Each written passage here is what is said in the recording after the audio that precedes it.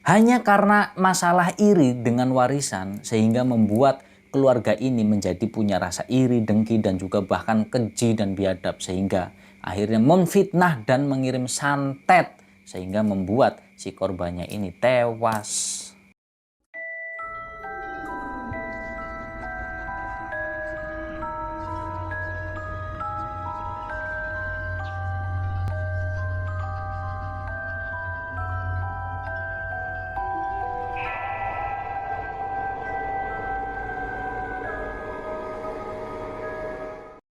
Assalamualaikum warahmatullahi wabarakatuh. Ketemu lagi nih sama saya, Misbah Muthaharun. Apa kabar kalian semua lur, teman-teman? Semoga kalian senantiasa dalam keadaan yang sehat selalu. Amin ya robbal alamin. Lur, teman-teman semuanya, pada kesempatan kali ini saya akan menceritakan sebuah kisah nyata yang datang dari seorang narasumber yang dimana keluarga narasumber ini mengalami atau mendapat fitnah yang keji karena dituduh melakukan santet terhadap budenya narasumber kita. Nah, semua ini terjadi itu karena rasa iri terhadap pembagian warisan. Sehingga akhirnya dari si pelaku ini memfitnah keluarga korban narasumber kita itu sebagai pelaku santet. Padahal mereka ini masih kakak beradik. Nah, tapi seperti biasa, untuk nama dan tempatnya sengaja disamarkan karena demi untuk menjaga privasi, kenyamanan, dan juga keamanan orang-orang yang terlibat dalam peristiwa ini. Nah, kalian pasti penasaran kan gimana nih ceritanya, kenapa kok bisa sampai difitnah hanya karena warisan, terus nanti seperti apa di akhir kejadiannya itu. Ya udah, nggak usah lama-lama lagi, yuk langsung aja kita masuk ke dalam ceritanya. Sebut saja narasumber kita itu namanya Ulfa. Ulfa ini punya adik laki-laki namanya Dika. Nah, bapaknya Ulfa ini namanya Pak Ahmad dan ibunya sebut saja namanya Bu Wati. Nah, kalau untuk pelakunya sendiri, budenya si Ulfa ini sebut saja namanya Bude Retno. Nah, Pak D-nya si Ulfa atau suami dari pelaku ini yaitu Pak D Sobri. Diceritakan oleh Ulfa, waktu itu pada hari Minggu, tanggal 21 Agustus tahun 2014. Nah, ceritanya di hari Minggu itu Ulfa tuh bangun pagi, padahal biasanya kalau hari libur dia nggak seperti ini bangunnya. Jadi dia itu selalu bangun siang, ya maklum karena Ulfa ini kan dia dari hari Senin sampai hari Sabtu dia bekerja. Nah, kenapa sih Ulfa ini dia bangun pagi? Karena hari itu dia itu ingin ikut perayaan Jalan Sehat yang diadakan di bulan Agustus untuk memperingati Hari Kemerdekaan Indonesia. Ya, walaupun nggak tepat persis di tanggal 17-nya, tapi setelah 17 itu masih banyak acara yang diselenggarakan di beberapa daerah atau wilayah.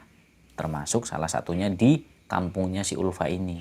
Nah, Ulfa ini kan punya adik laki-laki, namanya Dika tadi, lah usianya itu 10 tahun. Nah, Dika dia nggak ikut karena dia lagi sakit. Dan nggak cuma adiknya aja, jadi ibunya Ulfa pun akhir-akhir ini belakangan ini juga sering sakit-sakitan.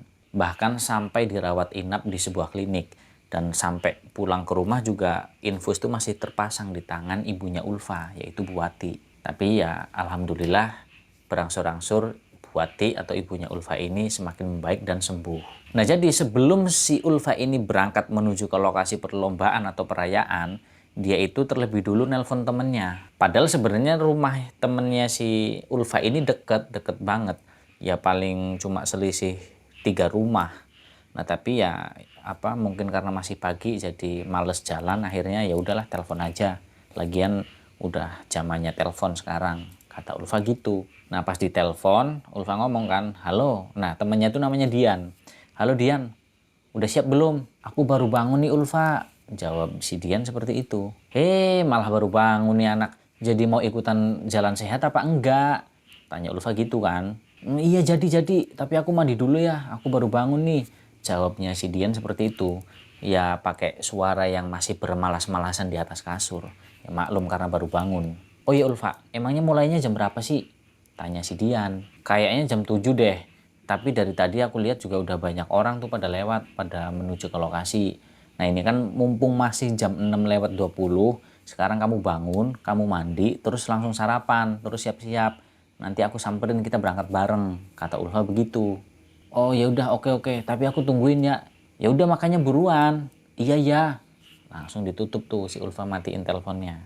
Dan sementara itu Ulfa pun juga bersiap-siap, dia pakai hijab, pakai jilbab ya, pakai kerudung, terus ya pokoknya siap-siap lah mau ikutan lomba jalan sehat. Nah di sini Ulfa itu membeli 4 kupon dan ada 2 kupon lagi yang memang diberikan secara gratis oleh pihak penyelenggara lomba atau panitia.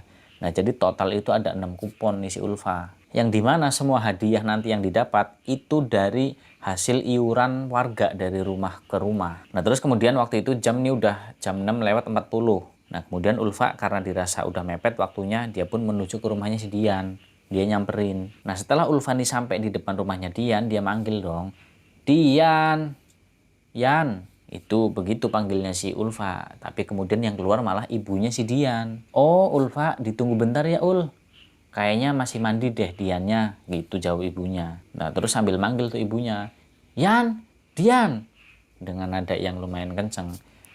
Ini ada Ulfa nih ditungguin, buruan, ntar kesiangan loh, ntar terlambat. Begitu kata ibunya Dian. Wah ini kayaknya masih di kamar mandi deh Ul. Ayo masuk dulu aja, tunggu di dalam, kata ibunya Dian seperti itu. Tapi kemudian si Ulfa menolak kan, enggak Bu, saya tunggu di sini aja sambil liatin orang-orang pada berangkat. Lagian masih pagi juga, menikmati udara biar seger, kata si Ulfa gitu. Oh ya udah kalau gitu, ya udah ibu lanjutin nyapu lagi ya, kata ibunya Dian. Iya Bu, monggo silahkan. Nah pas si Ulfa ini lagi nunggu si Dian, ada salah satu tetangganya lewat. Hei Ulfa, ayo berangkat, buruan, ntar terlambat loh. Oh iya Mbak, bentar lagi nungguin Dian. Itu lagi mandi kayaknya, lagi siap-siap. Oh ya udah kalau gitu aku duluan ya. Iya Mbak, nanti aku nyusul sama Dian, jawab si Ulfa begitu. Nah terus gak lama kemudian Dian tuh keluar. Dia udah selesai siap-siap kan, dan datanglah tuh si Dian ke si Ulfa, nyamperin kan yang udah ada di depan rumahnya Dian lagi nungguin. Heh, gitu sambil menepuk pundaknya si Ulfa tuh Dian. Dian, kamu mandi lama amat sih, mandi apa pingsan kamu di kamar mandi? Sambil dia bangun dari duduknya si Ulfa ini kan, sambil duduk sambil meregangkan otot-ototnya kan.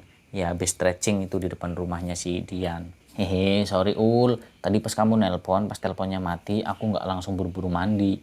Soalnya masih males banget bangun. Hehehe, jawab si Dian kayak gitu. Yah, pantesan lama. Aku tuh nungguin tahu dari tadi, di rumah nungguin, di sini nungguin. Nggak taunya kamu masih males-malesan. Ya udah yuk buruan. Tapi kamu udah sarapan belum?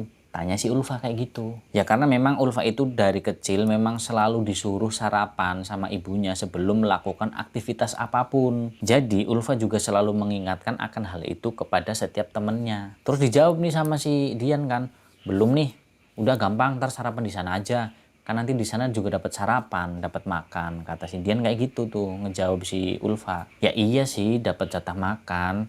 Cuman kan dapatnya nanti setelah jalan sehat, bukan sebelumnya. Emangnya kamu nggak lapar, kuat emang nanti kamu nggak lemes pas jalan sehat? Udah nggak, udah, ayo berangkat yuk, ntar terlambat lagi.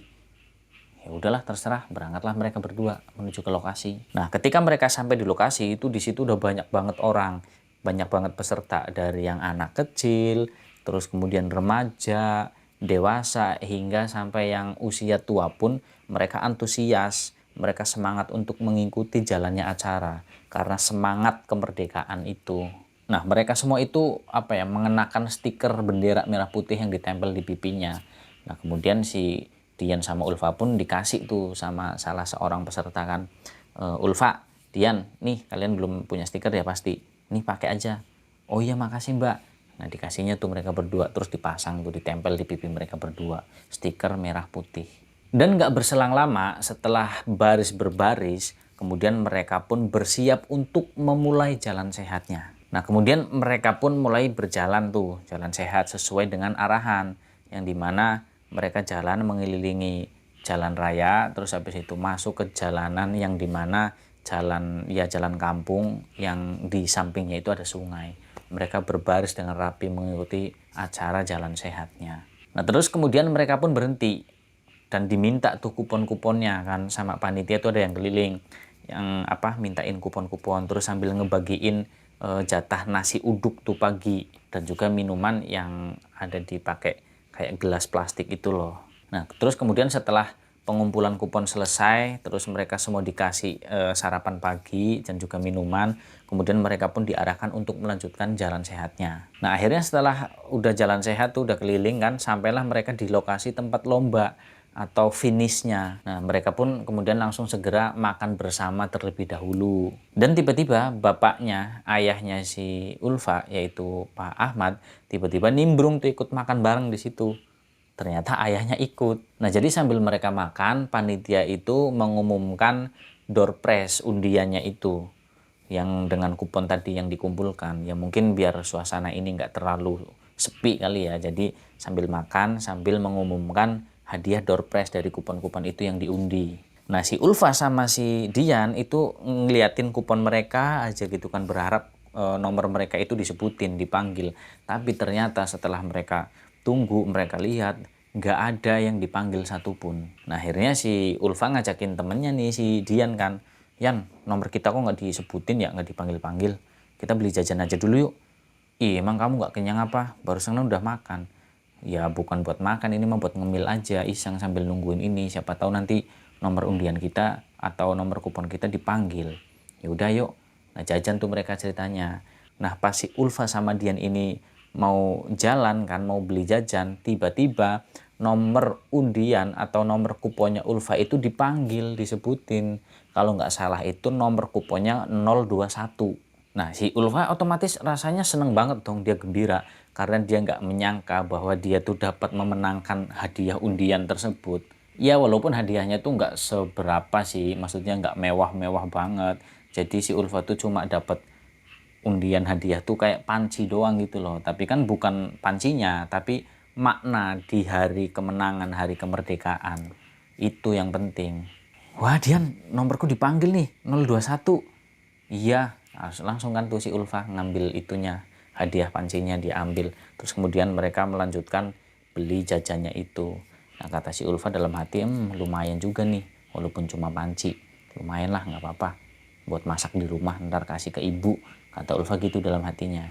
Nah setelah si Ulfa ini beli jajan kan sama si Dian. Nah tiba-tiba si Ulfa ini dia kebelet, dia nitipin kuponnya ke Dian. Yan aku nitip kuponku ya, karena dia kan punya 4 kupon sama yang beli tuh. Nah yang gratis kan 2. Nah jadi baru 1 tuh yang dia dapat. Nah berarti masih ada kemungkinan, masih ada peluang 5 kupon lagi.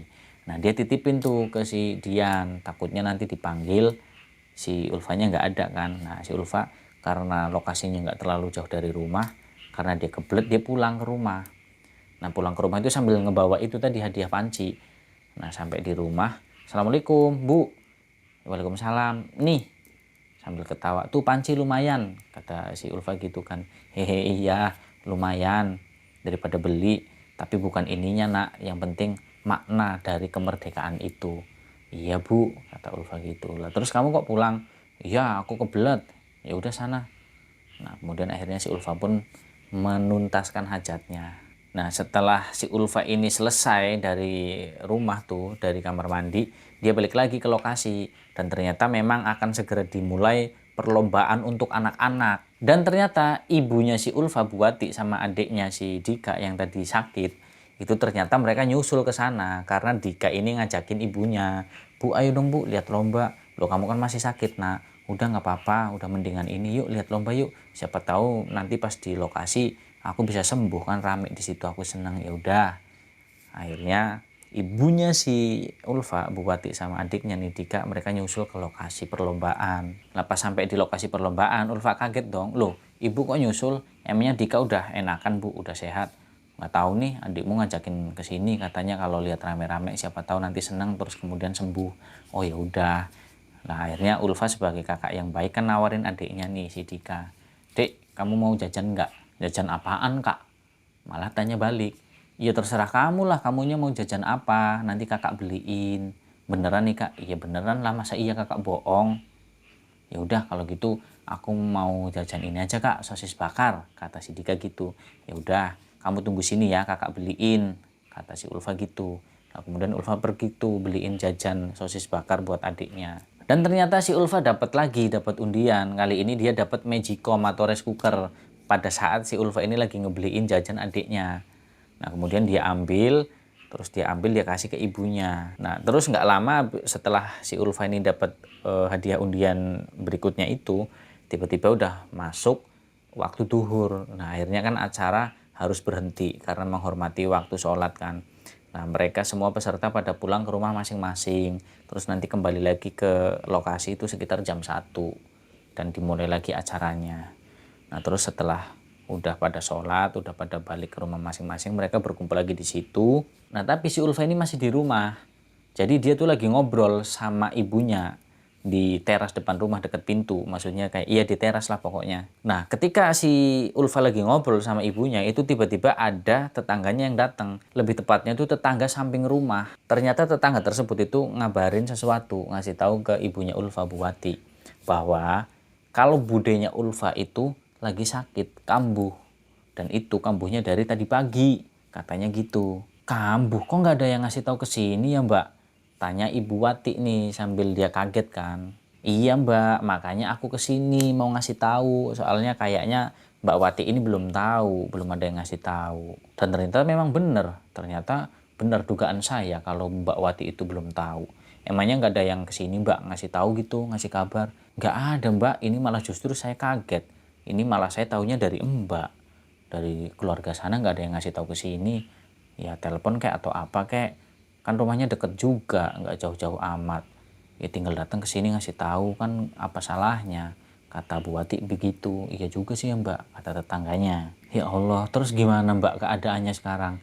Tanya si Bu Wati ke tetangganya ini sambil mengerutkan alisnya kan Bu Wati, karena khawatir, kasihan. Nah itu Mbak, jadi dari tadi pagi itu si Bude Retno ini dia tuh cuma tidur doang, matanya merem, nggak mau ngebuka mata, dan juga badannya tuh panas banget, dan tubuhnya tuh ini badannya tuh kulitnya tuh kayak mengembang gitu loh Mbak, kayak melepuh gitu. Nah terus di rumahnya tuh keluarganya semua lagi pada ngajiin, dan udah banyak juga warga yang udah pada datang ke situ Mbak. Jadi begitu ucap dari tetangganya ini yang menambah kepanikan buat Bu Wati ini, ibunya Ulfa. Dan juga Ulfa juga ikut panik mendengar hal tersebut. Ya maklum karena budenya kan lagi sakit seperti itu kan. Nah setelah ngabarin kabar tersebut, si tetangga ini pamitan. Ya udah ya Mbak, kalau gitu aku pamit pulang. Yang penting aku udah ngasih tahu.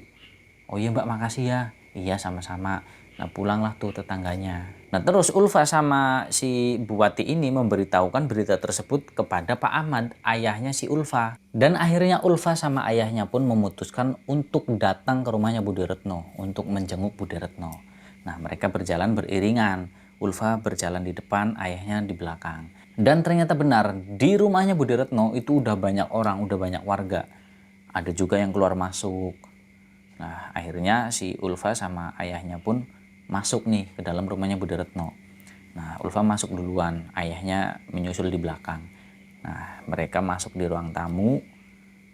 Terus si kondisinya Bude Retno yang tergolek lemah itu kan berada di dalam ruang tengah. Dan saat pertama kali Ulfa melihat kondisinya Bude Retno, Ulfa ini sampai matanya itu kayak mengembun gitu loh, kayak membendung air matanya, karena kasihan nggak tega melihat kondisinya Bude Retno, karena beliau itu tergolek lemah di ranjang yang dimana udah dikelilingi banyak orang, dan juga di situ terlihat anak keduanya Bude Retno, sepupunya Ulfa, yang lagi menangis sambil sesekali mengusap air matanya dengan jilbabnya. Dan sambil menangis juga anak keduanya ini sambil membacakan ayat suci Al-Quran sambil ngaji, yang dengan perlahan diikuti oleh sama Bude Retno dengan suara yang terbata-bata. Nah tapi matanya Bude Retno ini masih terpejam, masih merem, belum terbuka. Nah terus si anak keduanya Bude Retno ini yang lagi ngaji, karena melihat si Ulfa sama omnya atau ayahnya Ulfa ini Pak Ahmad datang, dia ngasih tahu ke ibunya, ke Bude Retno, Bu, itu ada Ulfa sama Om Ahmad udah datang ke sini buat ngejenguk ibu. Ibu sembuh ya Bu, ibu sadar, ibu buka matanya.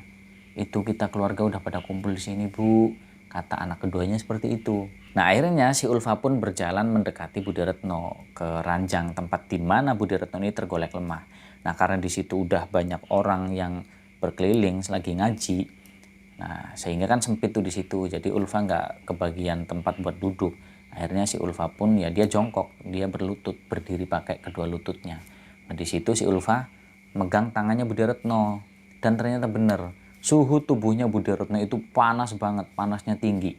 Dan memang Budi Retno kayak orang yang demam tinggi gitu loh. Nah, akhirnya si Ulfa kan megang tangannya tuh sambil mijit-mijitin Budi Retno kan. Udah tangannya terasa panas, dan bener dari kulit tubuhnya Budi Retno itu mengembang sesuai dengan apa yang diceritakan oleh tetangganya tadi. Itu mengembang tuh kayak bengkak gitu loh, kayak melepuh, kayak orang yang gatel-gatel gitu, tapi ini bukan gatel. Dan terus selang beberapa saat nih, nggak berapa lama, itu Budi Retno kemudian membuka matanya. Dan kalian tahu apa yang terjadi ketika Budi Retno ini membuka matanya dan melihat Ulfa. Tiba-tiba Budi Retno itu teriak, "Dasar iblis, setan!" Budi Retno teriak kayak gitu ketika melihat Ulfa sama ayahnya si Pak Ahmad ini. Dan sambil berteriak itu, Budi Retno mendorong si Ulfa sampai Ulfa ini terjatuh. Nah, si Ulfa ya hanya diam terpaku. Dia melongo. Dia kaget kenapa budenya bisa sampai melakukan hal yang semacam itu. Sampai bahkan meneriaki si Ulfa ini iblis, setan. Nah, terus di situ anak keduanya kan menenangkan Budi Retno kan. "Udah Bu, istighfar Bu, tenang Bu, istighfar Bu, istighfar. Dasar iblis kamu, wajahmu itu menyeramkan. Pergi kamu dari sini, keluar dari rumahku. Dasar setan." Terus seperti itu teriak. Dan semua orang yang berada di situ juga meneriaki si Budi Retno ini untuk beristighfar. "Bu, istighfar Bu, istighfar, eling Bu, nyebut." Nah, terus ada yang teriak Allahu Akbar, pokoknya banyaklah yang pada nyebut di situ. Nah, akhirnya si Ulfa kan jadi kayak ngerasa, apa yang salah sama wajahku ini? Kenapa sampai budenya itu meneriaki dia dan menyebutnya sebagai iblis, sebagai setan? Katanya wajahnya tuh mengerikan. Nah, akhirnya si Ulfa meraba-raba wajahnya kan. Ada yang salah kali ya sama mukaku. Lapas si Ulfa ini meraba-raba, di pipinya tuh masih tertempel stiker bendera merah putih itu yang dipasang tadi pagi. Dan akhirnya si Ulfa mikir, dilepas tuh akhirnya stikernya. Ulfa mikirnya mungkin karena ini kali Budi Retno jadinya kayak kaget gitu kan lihat stiker ini. Si Ulfa mikirnya masih kayak gitu. Nah, tapi Budi Retno terus-terusan berkata seperti itu, meneriaki si Ulfa dan ayahnya Pak Ahmad ini sebagai iblis dan juga setan. Meskipun stiker merah putih itu udah dilepas dari pipinya. Nah, akhirnya kata Pak D-nya si Ulfa atau kakak dari Pak Ahmad, yaitu Pak Sobri, suaminya Budi Retno, itu nyuruh Ulfa suruh pergi dulu. "Kamu pergi dulu, Nduk. Pergi dulu sebentar, mundur. Biarkan budemu ini tenang." Akhirnya Ulfa sama Pak Ahmad pun menjauh dari ranjangnya si Budi Retno ini yang di ruang tengah. Akhirnya Ulfa sama Pak Ahmad dia keluar menuju ke ruang tamu, yang dimana di situ ada kayak kealingan tembok. Dan kembali lagi anak keduanya itu menyuruh ibunya buat istighfar. "Istighfar Bu, nyebut Bu, eling Bu. Ingat Allah Bu. Itu Ulfa sama Om Ahmad. Mereka bukan setan, bukan iblis Bu. Istighfar Bu." Dan si Budi Retno juga ngikutin, "Astagfirullahaladzim, astagfirullahaladzim, Allahu Akbar. Dasar setan." Ujung-ujungnya seperti itu di belakangnya. "Udah Bu, udah cukup." Istighfar sambil menangis. Tangisannya semakin menjadi itu anak keduanya. Akhirnya si Ulfa mikirnya mungkin ini karena demam tinggi yang dialami oleh Budi Retno, sehingga Budi Retno ini kayak mengigau gitu loh. Nah, kemudian matanya Budi Retno pun terpejam lagi. Nah, setelah beberapa saat kemudian akhirnya membuka matanya kembali. Dan setelah Budi Retno ini membuka matanya, di situ anak keduanya nanya, maksudnya karena tadi ngelihat si Ulfa sama Pak Ahmad itu katanya setan iblis. Nah, mungkin ini untuk yang kedua kalinya Budi Retno membuka matanya, anak keduanya nanya, "Bu, ini siapa? Ini siapa? Ini siapa?" Nah, ternyata Budi Retno itu mengenali, maksudnya orang-orang yang ada di sekelilingnya itu, namanya ini, si A, si B, terus nama anak keduanya, nama suaminya. Tahu, Budi Retno sadar total betul. Dan setelah menyebutkan satu persatu nama-nama orang yang ada di sekelilingnya, kemudian saat matanya Budi Retno itu terarahkan ke si Ulfa sama ayahnya, kalian tahu apa yang terjadi lur, teman-teman? Lagi-lagi Budi Retno meneriaki si Ulfa sama ayahnya itu dengan sebutan iblis dan juga setan. Teriak lagi dia, "Setan, iblis, dasar kalian berdua. Pergi dari rumahku sekarang juga. Pergi. Aku tidak mau melihat kalian. Pergi dari sini. Setan kamu, iblis." Terus teriak seperti itu Budi Retno. Dan yang anehnya itu Budi Retno ngomongnya kayak gini, "Semuanya udah terbongkar, semuanya udah ketahuan, dan aku sekarang sudah tahu siapa kalian. Dasar kalian keluarga setan, keluarga iblis. Bu, istighfar Bu, udah cukup Bu. Itu saudara kita, itu Ulfa sama Om Ahmad, adiknya Bapak. Itu juga keponakan ibu si Ulfa. Udah Bu, cukup," kata anak keduanya nih. Malah si Budi Retno malah semakin menjadi-jadi. Sekarang bertobatlah kalian berdua. Ulfah dan juga Ahmad dan juga istrimu Wati, bertobatlah. Kalian sudah membuatku seperti ini. Dasar kalian manusia durjana, manusia biadab, manusia setan berhati iblis. Terus mencaci maki seperti itu nggak ada habisnya. Nah terus nggak lama kemudian anak pertamanya Budi Retno ini datang nih muncul. Nah ketika melihat ibunya lagi teriak-teriak seperti itu, anak pertamanya nih ngomong, "Bu, sabar Bu, istighfar. Kita ini masih punya Allah. Allah Maha tahu segalanya. Kita serahkan saja semuanya sama Allah," kata anak pertamanya yang baru datang. Nah jadi di sini kesannya tuh apa lur teman-teman? Menurut Ulfa nih.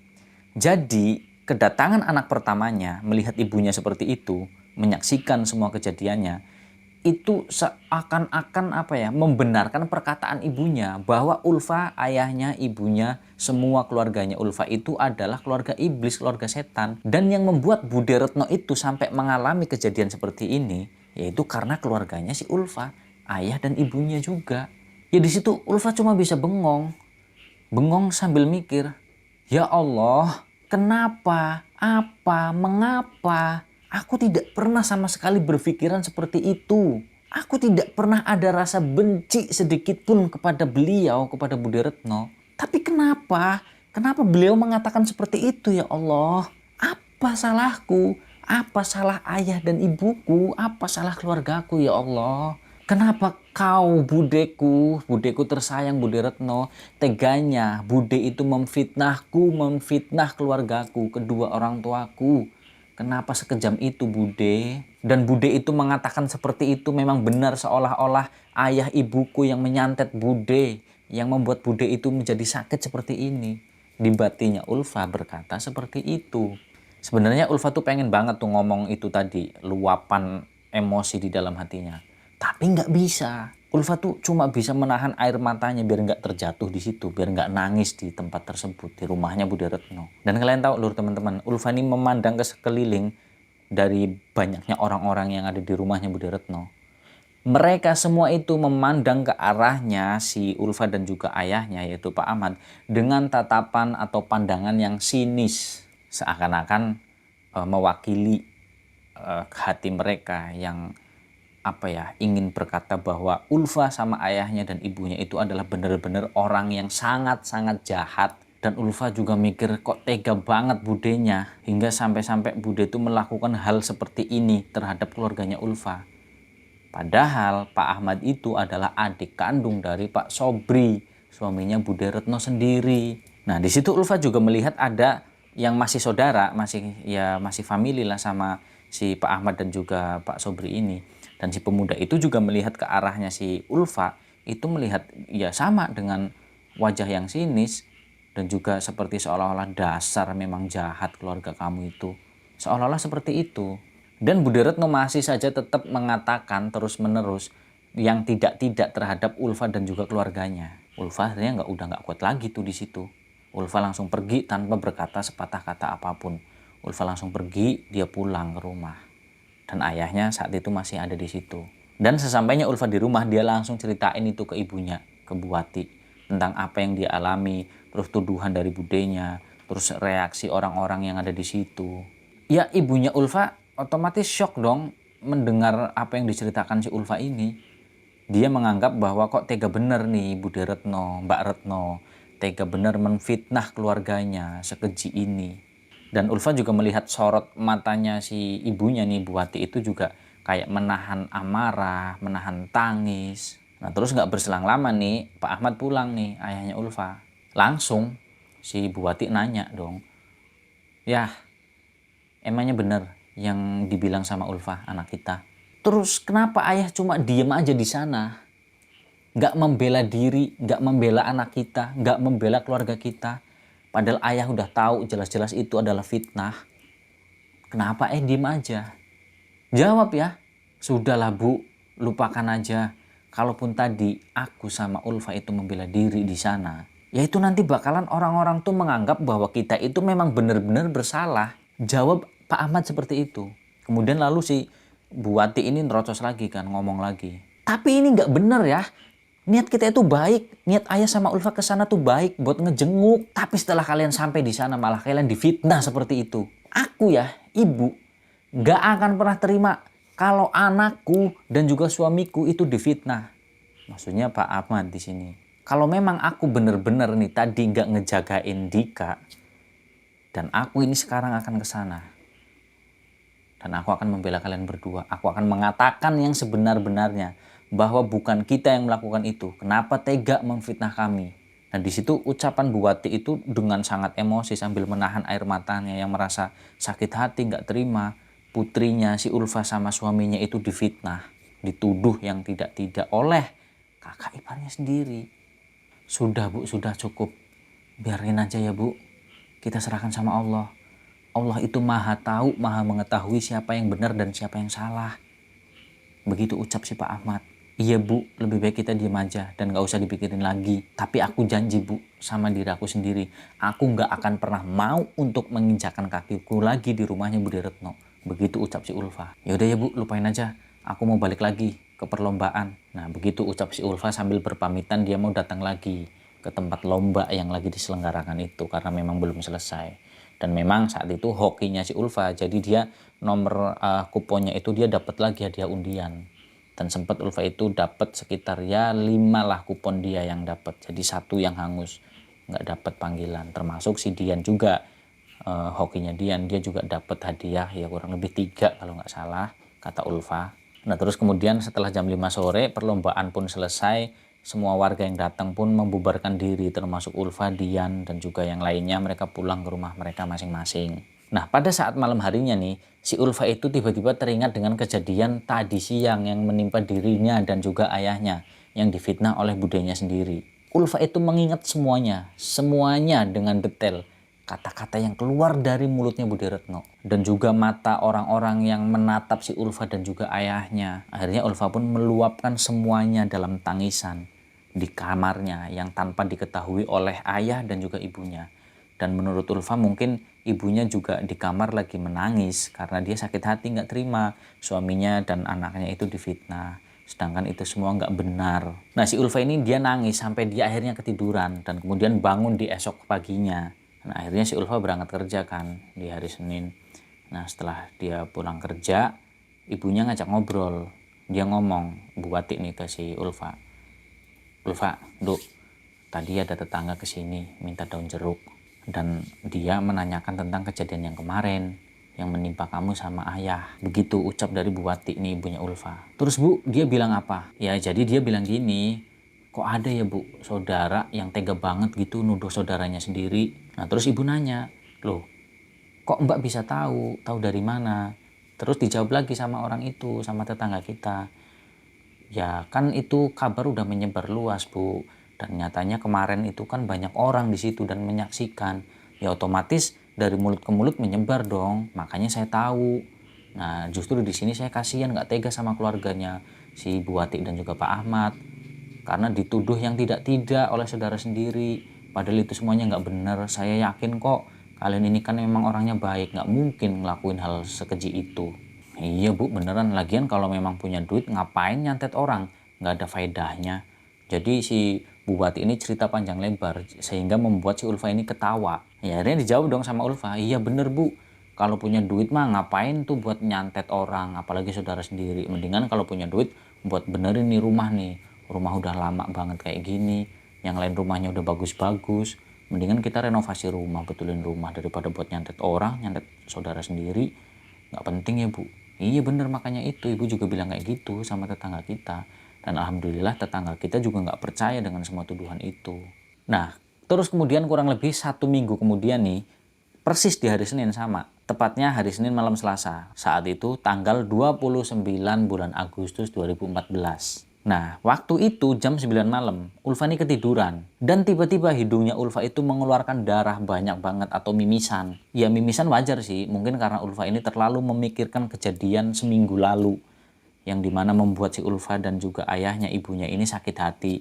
Jadi kepikiran, terus dia otaknya capek memikirkan itu sehingga dia mimisan. Nah adiknya si Ulfa dia melongo ngelihat si Ulfa yang mimisan itu karena ya si Dika ini kan baru pertama kali ngeliat orang yang keluar darah dari hidungnya. Nah terus kemudian si Ibu Wati ini, ibunya Ulfa, ngasih tisu dan disumpel tuh hidungnya si Ulfa. Nah tapi itu terjadi nggak cuma malam itu aja. Jadi di besok harinya Ulfa masih sama mimisan lagi dan keluar darahnya itu banyak banget. Nah Ibu Wati nanya dong, loh nak kok masih mimisan lagi? Iya Bu, ini nggak tahu kenapa. Nggak apa-apa, itu darah kotornya keluar, nggak usah takut. Kata Pak Ahmad gitu, kata ayahnya Ulfa. Iya aku tahu kok ya, aku nggak takut. Dan ternyata dulu memang waktu kecil Ulfa itu sering banget mimisan. Sebenarnya Ulfa itu udah ngerasa badannya itu lemes banget karena mengeluarkan darah atau mimisan 2 malam berturut-turut. Tapi tetap si Ulfa ini karena dia punya tanggung jawab, dia tetap menjalankan rutinitasnya yaitu bekerja. Nah singkat ceritanya, ini 1 minggu kemudian sama persis lagi di hari Senin, yaitu malam Selasa. Nah tapi ini udah di bulan yang berbeda. Tanggal 5 bulan September tahun 2014. Dan kalian tahu lur teman-teman semuanya apa yang terjadi pada malam itu? Ya, jadi hari Senin tanggal 5 September 2014 tepatnya, malam Selasa, di tengah malam, ayahnya Ulfa, Pak Ahmad, itu mendengar suara ledakan yang begitu keras di atas rumah mereka. Suaranya itu begitu keras, tapi yang mendengar cuma Pak Ahmad, ayahnya Ulfa aja. Jadi Ulfa, ibunya, adiknya si Dika itu nggak mendengar karena mereka semuanya udah terlelap tidur. Nah saat di pagi harinya, saat mereka ini lagi kumpul sarapan bareng di hari Selasa pagi, tuh ayahnya si Ulfa, Pak Ahmad, nanya ke keluarganya kan, kalian semalam denger nggak? Tanya si Pak Ahmad. Denger apa ya? Tanya si Ibu Wati ini. Dengar suara ledakan semalam, dan itu suaranya kenceng banget loh, keras banget. Masa kalian nggak denger? Apa saking pulesnya kalian tidur? Orang ayah aja sampai kaget. Begitu jawab si Pak Ahmad. Nah Ulfa sama Dika adiknya itu ya cuma melongo doang mendengar penjelasan dari Pak Ahmad ini. Nah terus kemudian di malam harinya nih, malam Rebo, Pak Ahmad memutuskan untuk mendatangi rumah salah seorang ustadz yang rumahnya ini jaraknya cukup jauh dari rumah mereka. Oh ya, jadi semenjak si Ulfa dan keluarganya itu dituduh melakukan santet terhadap Bude Retno, itu sebenarnya Pak Ahmad, ayahnya Ulfa, itu sering datang ke rumahnya Pak Ustadz untuk menceritakan semua kejadian dan semua tuduhan. Nah di situ Pak Ahmad itu meminta perlindungan terhadap Pak Ustadz ini. Nah di situ Pak Ustadz itu mencari sarana untuk sebuah perlindungan untuk berjaga-jaga. Dan ayahnya Ulfa itu kalau setiap pulang dari rumahnya Pak Ustadz itu selalu membawa air mineral dalam botol. Terus kemudian diberikan kepada Ulfa, ibunya, dan juga adiknya. Disuruh untuk diminum. Dan si Pak Ahmad ini juga menceritakan perihal yang semalam itu di malam Selasanya. Tentang ledakan yang begitu keras yang terjadi di atas rumah mereka. Dan begini nih jawabannya Pak Ustadz ketika si Pak Ahmad itu menceritakan tentang peristiwa tersebut. Jadi ada yang telah mengirimi santet ke rumahmu, tapi santet tersebut meledak di atas sebelum akhirnya bisa masuk ke dalam rumah kalian. Itu semua karena lantaran perlindungan atau penjagaan yang sudah ada di rumahmu. Begitu kata Pak Ustadz. Ya Pak Ahmad mendengar jawaban dari Pak Ustadz langsung istighfar dong. Astagfirullahaladzim. Ternyata seperti itu Pak Ustadz. Kira-kira siapa ya Pak yang tega melakukan itu terhadap keluarga saya? Tanya Pak Ahmad yang seketika saat itu terkejut dengan jawaban dari Pak Ustadz yang tidak disebutkan namanya ini. Nah terus Pak Ustadz ini nanya, sebenarnya bukan pertanyaan sih, kayak menyatakan sesuatu. Bukannya akhir-akhir ini ada masalah yang sering menimpamu kan? Jawab Pak Ustadz seperti itu. Dan tanpa menyebutkan siapa yang mengirimkan santet tersebut. Nah si Pak Ahmad di sini katanya cuma manggut-manggut. Nah akhirnya si Ulfa menyimpulkan sendiri. Kata Ulfa gini, bukannya suudon, tapi bukannya selama ini akhir-akhir ini masalah yang menimpa keluarganya itu datangnya dari Bude Retno. Nah si Ulfa jadinya bertanya-tanya sendiri. Ya Ulfa nggak habis pikir kenapa dia tega melakukan hal tersebut padahal dia yang jahat. Kenapa tega memfitnah? Oh ya ini kata Ulfa sedikit membongkar tentang kisah masa lalu dari Bude Retno. Jadi dulu ceritanya pada saat si Ulfa ini masih sekolah SMA, Bude Retno itu ternyata sudah pernah memfitnah Pak Ahmad, ayahnya Ulfa itu menyantet Bude Retno. Nah dari mana Ulfa ini tahu? Ulfa itu diceritain sama Bu Wati, yaitu ibunya si Ulfa. Jadi Bude Retno itu pernah ngomong kayak gini sama si Bu Wati, ibunya si Ulfa kan. Kalau emang kamu nggak suka sama aku, mendingan kamu bunuh aku secara langsung. Jangan main belakang kayak gini, main santet. Kamu bisa bunuh aku pakai pisau, pakai golok, pakai parang, pakai pedang, atau pakai apapun itu. Asalkan kamu bunuh aku secara langsung. Kalau kamu memang nggak suka. Jangan main santet kayak gini, apa-apaan kamu. Lalu kemudian dijawab dong sama Bu Wati, astagfirullahaladzim Mbak ini ngomong apa sih? Kalau ngomong jangan ngaco Mbak. Santet, buat apa aku nyantet Mbak? Gak ada gunanya, gak ada faedahnya Mbak. Alah, kamu ini gak usah mengelak, gak usah membela diri, gak usah mungkir. Aku udah tahu semuanya, udah kebongkar. Suamimu Ahmad itu emang gak suka sama aku kan? Makanya dia ngirimin santet ke aku. Udah kamu jujur aja, ngaku aja. Gak usah sok suci kamu jadi orang. Begitu kata Budi Retno mencaci maki ibunya si Ulfa, Bu Wati. Dan di situ Bu Wati langsung pergi, gak menghiraukan apa yang dikatakan sama Budi Retno. Dia nerocos tapi gak dihiraukan. Ya karena menurut Bu Wati percuma, ngapain diladenin, udah dikasih penjelasan tapi tetap aja kayak gitu. Jadi gak ada gunanya debat sama orang yang udah rusak hati dan pikirannya itu. Dan pastinya kalau misalkan Bu Wati ini selalu membela diri, itu nanti pasti si Budi Retno ini akan menjadi semakin drama lagi. Dan iya memang benar, Ulfa dan keluarganya itu nyebut si Budi Retno itu sebagai ratu drama yang suka membuat kayak skenario seolah-olah keluarganya Ulfa ini jahat dan juga memfitnah. Pokoknya persis kayak yang di sinetron-sinetron itu, kata Ulfa. Dan ini kisah nyata terjadi beneran. Oh ya, jadi seperti ini. Ini ada sejarah kelam di antara keluarganya Ulfa dan juga Budi Retno tentunya. Ceritanya dulu ternyata sebelum si Budi Retno ini selalu memfitnah keluarganya Ulfa, Budi Retno itu pernah asli nyata memang menyantet kakeknya Ulfa. Nah, kakeknya Ulfa ini adalah ayah dari Pak Ahmad dan juga Pak Sobri atau mertuanya Budi Retno sendiri. Sebenarnya niatnya tujuan santet itu ditujukan atau diarahkan untuk Pak Ahmad ayahnya Ulfa. Tapi malah secara nggak tahu kebetulan atau bagaimana santet tersebut malah berbalik dan menyerang mertuanya sendiri atau bapaknya Pak Ahmad. Mertuanya Budi Retno sendiri.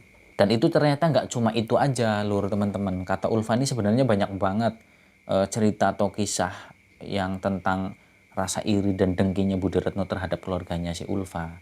Itu banyak banget, ini cuma salah satunya aja. Nah jadi kenapa dan apa yang membuat Budi Retno itu jadi punya pikiran sekeji dan sepicik itu? Ceritanya Budi Retno tuh iri. Iri karena apa? Karena Budi Retno menganggap secara pembagian warisan antara Pak Ahmad dan juga si Pak Sobri suaminya itu nggak adil. Itu versinya Budi Retno. Dan katanya si mertuanya Budi Retno ini, orang tuanya Pak Ahmad dan juga Pak Sobri itu selalu berpihak terhadap Pak Ahmad. Apa-apa yang dibelain Pak Ahmad. Intinya yang selalu mendapatkan perhatian dari orang tua ya Pak Ahmad. Nah itu menjadikan Budi Retno ini cemburu. Dan bahkan menantu yang disayang itu juga Bu Wati, bukan Budi Retno. Itu sebenarnya perasaan Budi Retno sendiri. Karena memang dari awal si Pak D Sobri ini, Pak D-nya Ulfa menikah dengan Budi Retno, itu sebenarnya kakeknya Ulfa itu nggak setuju karena karakter orangnya seperti itu. Nggak, istilahnya kalau orang Jawa bilang tuh gemati. Gemati itu nggak ada rasa sayang dan rasa hormat terhadap mertuanya sendiri. Dan bahkan cenderung memusuhi. Tuntutannya tuh banyak banget. Ya tuntutan seorang istri terhadap suami sih wajar, cuman itu di luar batas wajar, intinya seperti itu. Dan terjadilah kecemburuan sehingga iri kemudian menjadi dengki dan menjadi hasad dan akhirnya menjadi manusia yang keji dan biadab. Ngirim santet ke Pak Ahmad, tapi yang terkena malah mertuanya dan yang meninggal kakeknya Ulfa, yaitu mertuanya Budi Retno sendiri. Nah jadi seperti itu lur teman-teman kurang lebihnya. Dan memang sering banget Budi Retno itu menyakiti hati keluarganya Ulfa, terutama Bu Wati, ibunya Ulfa. Itu terjadi udah lama banget, sejak pertama kali Pak Ahmad menikah dengan Bu Wati, sebelum ada Ulfa. Tapi di sini nggak diceritakan detailnya sama Ulfa, karena katanya terlalu panjang. Ini yang diceritakan yang inti-intinya aja, yang sampai hampir menghilangkan nyawa juga. Dan fitnahnya itu sangat keji yang membuat si Ulfa ini finish, istilahnya seperti itu. Dia rasa sakit hatinya itu udah pol, makanya dia curahkan di sini. Nah terus kemudian pada tanggal 17 bulan September tahun 2014, anak kedua dari Budi Retno itu ngechat si Ulfa. Jadi isi chatnya gini, Ulfa, Iya mbak, balas si Ulfa kan. Tadi siang Bude mau nelpon, katanya mau minta maaf. Dan setelah itu Ulfa nggak mau membalas lagi pesan singkat dari kakak sepupunya itu. Walaupun memang kakak sepupunya nggak tahu apa-apa, nggak salah. Ya kata Ulfa gini, dia ceritain ke ibunya kan. Minta maaf kok online, minta maaf kok lewat pesan singkat. Kenapa nggak datang langsung sendiri aja dan minta maaf? Lagian rumahnya juga deket kok, cuma selisih antara 8 sampai 10 rumah. Dan kenapa harus nyuruh anaknya? Ini orang lagi tidur atau ngelindur? Kata Ulfa gitu. Itu diceritakan ke kedua orang tuanya Ulfa, Pak Ahmad dan juga Bu Wati. Mereka berdua ketawa dong. Terus kata Ibu Wati ini, ibunya Ulfa gini, ini sekarang minta maaf, ntar besok diulangin lagi, terus minta maaf lagi, diulangin lagi, begitu aja terus sampai mati. Emang dari dulu tuh kayak gitu nak, budemu itu. Udah berapa kali nyakitin hati ibu sama ayahmu, nyakitin keluarga kita. Udah ibu ceritain sama kamu, dari awal ibu sama ayahmu ini menikah, itu Bude Retno, budemu itu selalu saja mengganggu dan menyakiti, dan bahkan berniat untuk mencelakai ayahmu. Memang banyak kesalahan yang beliau lakukan terhadap keluarga kita, tapi keluarga kita itu lebih memilih untuk diam dan tidak pernah menceritakan itu semua kepada siapapun. Dan kami tidak pernah memiliki sedikit pun rasa benci apalagi dendam terhadapnya. Tapi untuk yang kali ini sangat keterlaluan, kata ibunya si Ulfa, Bu Wati. Dan Ulfa juga merasakan hal yang sama. Ini adalah udah di batas wajar, udah sangat-sangat keterlaluan. Makanya walaupun awalnya tadinya nggak berniat untuk menceritakan ke siapapun, tapi di sini Ulfa ingin berbagi. Makanya Ulfa juga mewanti-wanti, tolong namanya disamarin banget ya mas. Soalnya kalau misalkan nanti dibawain, diceritain, takutnya ada orang yang mungkin kenal, takutnya nanti berasumsi yang tidak-tidak. Ya kalaupun memang nggak seperti itu, ngapain diceritain, ngapain dibagiin. Poinnya bukan itu lur teman-teman. Poinnya di sini adalah, ya intinya kita belajar dari kisah yang terjadi, pengalaman Ulfa ini. Bahwa saudara, keluarga itu sangatlah penting. Untuk apa kita bertengkar, bermusuhan, atau apalagi bahkan sampai mengirim santet seperti itu, memfitnah. Apa faedahnya? Nggak ada. Toh kita nanti kalau misalkan kita, ya amit-amit ya, misalkan nggak panjang umur, terus kemudian meninggal, siapa lagi? Iya memang tetangga, warga, masyarakat, ada banyak. Tapi di sini keluarga lah yang nomor satu, saudara. Apalagi itu saudara sedarah, sekandung. Ya itu Pak Ahmad sama Pak Sobri. Apa salahnya sih kita rukun? Rukun itu indah loh, damai, enak kita hidupnya, tenang pikirannya, tentrem hatinya, adem. Nah jadi seperti itu poinnya lur teman-teman. Nah terus kemudian di tanggal 21 nih, bulan September 2014, anak keduanya Bude Retno itu kembali ngechat si Ulfa dan mengatakan sesuatu yang sangat tidak berguna menurut Ulfa. Jadi kata anak keduanya si Bude Retno ngomong gini, ternyata itu ada orang yang ingin mengadu domba antara keluarganya si Bude Retno dan juga keluarganya Ulfa. Sehingga menjadikan si Pak Ahmad ini sebagai kambing hitam. Ya terus akhirnya kata si Ulfa sama ibunya Bu Wati, termasuk Pak Ahmad, ya ngomong dong, merespon itu. Terus mau nyalahin siapa lagi? Siapa lagi yang mau difitnah? Kalau ada orang yang nggak suka dan mengkambing hitamkan ayahmu. Sekarang ke kamu ngomong kayak gitu nak, ntar ke orang lain ngomong yang lain lagi. Terus bilang kalau keluarga kita yang jahat. Sebenarnya itu mau apa lagi sih itu orang? Nah dia tuh ngechat panjang lebar, tapi nggak direspon sama si Ulfa, cuma dibaca aja. Dan sebenarnya Ulfa tuh pengen banget ngomong yang sebenarnya tentang apa yang sudah dilakukan oleh ibunya. Tapi Ulfa ini nggak tega karena menjaga perasaan sepupunya. Ya karena memang sebenarnya anak-anaknya Bude Retno ini nggak tahu permasalahan yang sebenarnya. Karena Bude Retno yaitu ratu drama. Jadi cerita ke anaknya gini, ntar minta maaf, ntar diulangin lagi. Ya kedua anaknya taunya sebatas itu. Jadi ternyata ada orang lain yang nggak suka dengan keluarga mereka dan mengadu domba mereka dan mengkambing hitamkan si Pak Ahmad. Yang mereka tahu hanya itu, karena maklum. Sebenarnya gini loh, yang membuat aneh. Ternyata anak keduanya Bude Retno itu dididik dengan pendidikan agama yang kuat karena dipondokkan di pesantren sambil sekolah juga. Begitu anak pertamanya sama, sempet di pesantren walaupun nggak seperti anak yang keduanya. Karena ya yang namanya cowok kan waktu itu ya mungkin badung atau seperti apalah, sehingga putus sekolah dan lebih memilih untuk bekerja. Yang pada intinya mereka berdua ini nggak tahu kedua anaknya Bude Retno. Nah jadi kurang lebih seperti itu lur teman-teman. Di sini saya jelaskan sekali lagi ya bahwa apa yang diceritakan oleh si Ulfa ini bukan tentang apa ya, ini aib terus kemudian nggak mau ceritanya di apa ya dipublis, tapi kok diceritakan. Bukan itu poinnya, tapi di sini ya untuk kita, saya terutama pribadi dan kalian semua, untuk mengambil pelajaran dari kisah ini bahwa saudara, keluarga itu sangatlah penting. Jadi jagalah kerukunan. Dan yang membuat nih faktornya Budi Retno itu selalu fitnah dan sempat ngirim santet itu karena dia iri, intinya itu karena warisan dia merasa nggak adil. Nah kurang lebih seperti itu lur teman-teman. Jadi mudah-mudahan dari cerita ini kita semua bisa mengambil contoh pelajaran dan juga manfaatnya. Saya mohon maaf apabila dalam saya bercerita terlalu bertele-tele panjang lebar, berbelit-belit yang mungkin kurang bisa tersampaikan, dipahami dan diterima oleh kalian. Saya mohon maaf yang sebesar-besarnya karena itu murni benar-benar kebodohan dan kelemahan dari saya pribadi. Tapi kalau misalkan ada yang bisa diambil contoh pelajaran dan juga hikmahnya, itu datangnya dari Allah SWT, Tuhan Yang Maha Esa. Yang pada intinya gini lur, kalian ambil yang positif-positifnya aja, yang baik-baik, yang ada nilai pelajarannya, yang ada manfaatnya. Tapi kalau yang negatif, yang buruk, yang nggak baik, kalian buang jauh-jauh, yang nggak ada manfaatnya itu. Nggak usah kalian dengerin, nggak usah kalian hiraukan. Nah kurang lebih seperti itu. Dan saya ngucapin banyak banget makasih buat kalian semua yang udah setia ngikutin channel ini, nonton videonya, dengerin ceritanya sampai selesai dan tidak menyekip iklannya. Saya ucapin makasih banget, makasih banyak buat kalian semua. Dan saya doakan tulus dari dalam hati saya, semoga kalian senantiasa sehat selalu, diberikan rezeki yang banyak, yang berkah, yang halal pastinya, diridhoi oleh Allah SWT, dilindungi oleh Allah SWT, dan dijauhkan dari orang-orang yang jahat, yang buruk, dan juga tidak baik terhadap kalian. Amin ya rabbal alamin. Nah, jadi sekian dari saya. Sampai jumpa lagi di video dan juga cerita-cerita misteri berikutnya. Saya Misbah Muthaharun, saya pamit. Wassalamualaikum warahmatullahi wabarakatuh.